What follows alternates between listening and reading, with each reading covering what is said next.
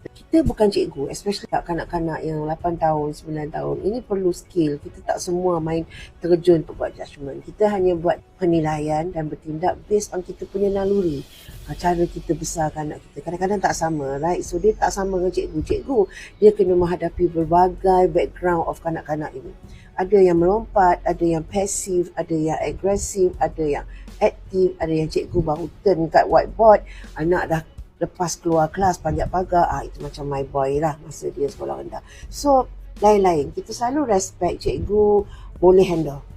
I selalu respect seikhlasnya cikgu boleh handle anak-anak ini. Like anak-anak I yang mana ada pasif, my youngest is very quiet, dia tak agresif, tak tonjolkan diri, abang-abang dia pencapak, kakak sulung ikut saja flow, corak kan lain-lain. Okay, macam kes yang ini, what do you think? Cikgu boleh jawab. Kita parent